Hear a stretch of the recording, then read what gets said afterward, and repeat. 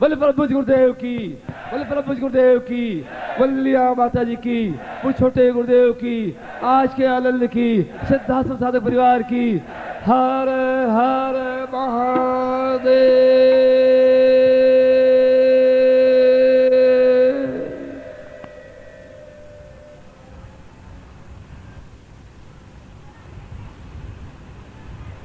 अब मैं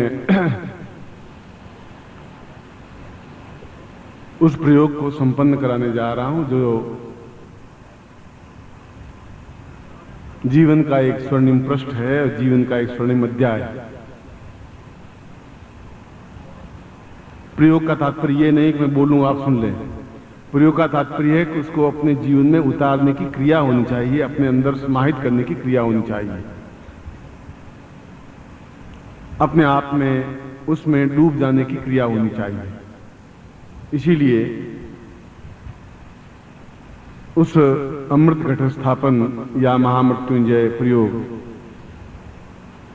को संपन्न कराने जा रहा हूं, जो इससे पहले कल भी मैंने बताया था कि इस प्रकार की साधनाएं या मंत्र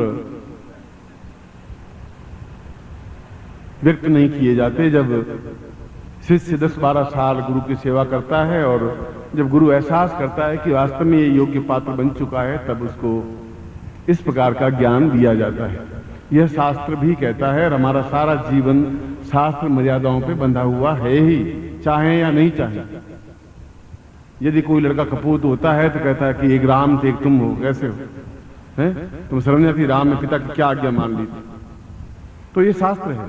वो बड़े बूढ़े भी उसको शास्त्र मर्यादा पे चलने के लिए बाध्य करते हैं कि ये शास्त्र है, तुम जो गलत काम कर रहे हो ये सही नहीं है। मैं शास्त्रों में, रामायण में ये बात नहीं है, गीता में ये बात नहीं है। राम की तरह बेटे बनो, लक्ष्मण की तरह भाई बनो, सीता की तरह पत्नी बनो, क्योंकि हमारा जीवन चाहते हुए नहीं चाहते हुए भी शास्त्रों पर आधारित है ही। और मैंने अभी जैसा बताया कि जो भी मैं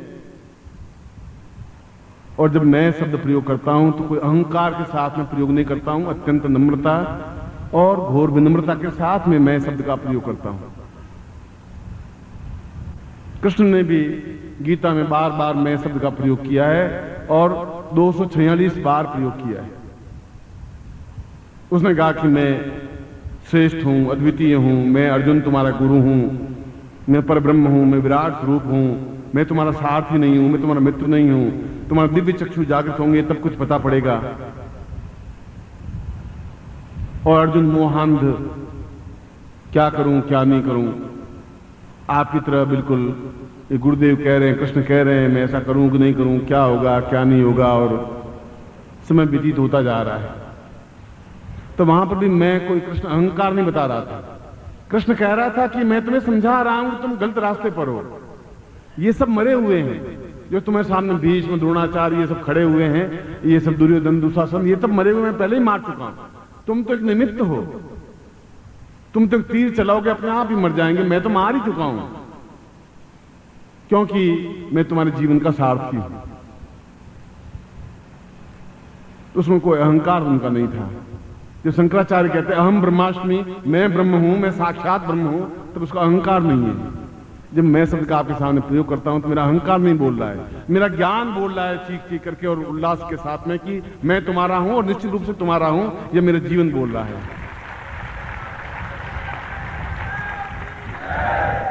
और जिसमें अद्वितीयता होगी वो बोलेगा, स्वार्थ लिप्सा नहीं बोल सकेगा, भीख मांगने वाला नहीं बोल सकेगा। न तुमसे मुझे भीख चाहिए, न तुम मुझे दे भी क्या सकोगे, क्या है तुम्हारे पास जो मुझे दोगे आप? 5 रुपए, 10 रुपए, 20 रुपए, 100 रुपए का नोट, 200 रुपए, मेरे में हिम्मत है, तुम्हारे भीख के सहारे जिंदा नहीं हूं मैं। और 4 कुर्ते, 2 धोती दे दोगे? मैं जो दे रहा हूं उसके मूल्य में तुम्हारी जिंदगी बहुत छोटी है, 100 जिंदगियां भी बहुत छोटी हैं, ये समझ लीजिए जो मैं आपको प्रदान कर रहा हूं। यदि आप उसको समझ सकें तो। यदि आप नहीं समझ सके, एक राजा था और पानी में डूब रहा था, नदी में डूब रहा था, तो एक लकड़हारा था जो लकड़ियां काट के जंगल में और शहर में जाकर बेचता। वो पानी में कूदा और उसको पता नहीं था कौन डूब रहा, राजा है कि नहीं है, बस वो जंगल में शिकार करता हुआ आ रहा था, पानी में फिसल गया, गिर गया, उसने बचा लिया। उसने कहा मूर्ख, अभी डूब जाता, मैं नहीं होता था। उसने अपना परिचय ने राजा नहीं दिया। उसने कहा कि अभी तो मेरे पास कुछ नहीं है, मगर ये स्लिप है, कल शहर में आ जाना और राजभवन के पास में आके स्लिप दिखा देना है। उसने कहा मुझे लकड़हारे को वहां कौन जाने देगा। उसने कहा कि मैं गेट पर खड़ा रहता हूं, तुम आ जाना।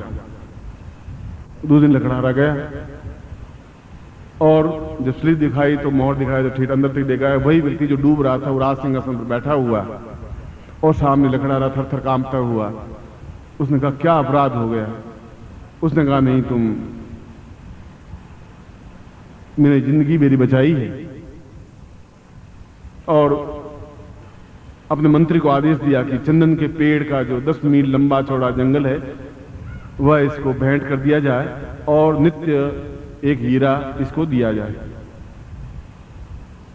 और उसको कहा तुम साल भर बाद मेरे पास आना। उसने सोचा साल भर बाद तो ये अरबपति बनेगा ही बनेगा।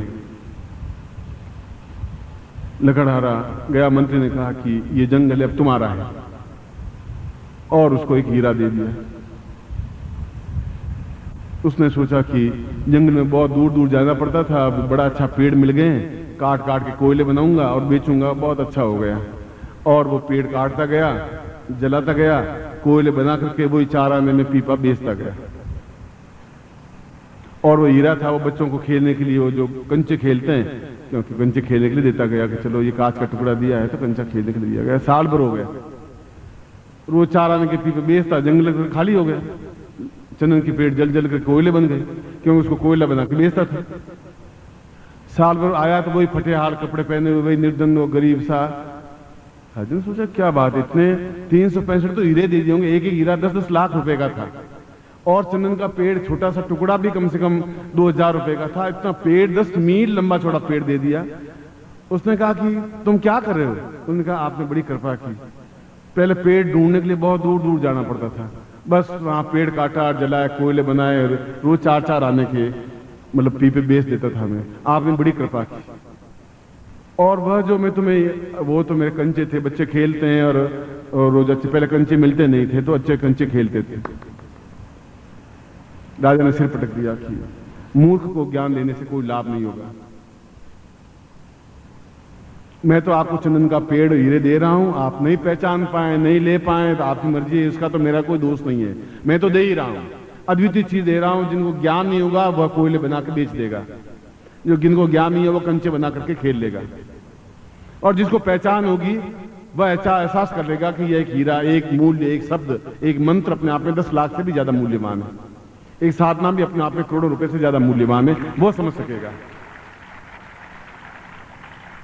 इसलिए कोई भी मंत्र, कोई भी साधना अपने आप में छोटी या बड़ी नहीं होती। उस गुरु की शक्ति का प्रवाह जब तुम्हारे अंदर जाता है तो अपने आप में विद्युत स्फुलिंग बन जाता है। एक सुई चुबाते ही पूरा शरीर कूदने लग जाता है, छोटी सी सुई। और जब एक विद्युत स्फुलिंग जाता है, एक मंत्र जाता है तो अपने आप में पूरा शरीर नृत्य करने लग जाता है, झूमने लग जाता है, एहसास करने लग जाता है कि मेरे शरीर में कुछ है। इसलिए मैं उसी प्रयोग को आपको संपन्न करवा रहा हूं। आप जैसे हनुमान बैठते हैं, दोनों घुटने मोड़ करके, आप वैसे बैठने तो तकलीफ होगी, मगर इस प्रकार से बैठे जैसे मैं बैठता हूं। परम तत्वाय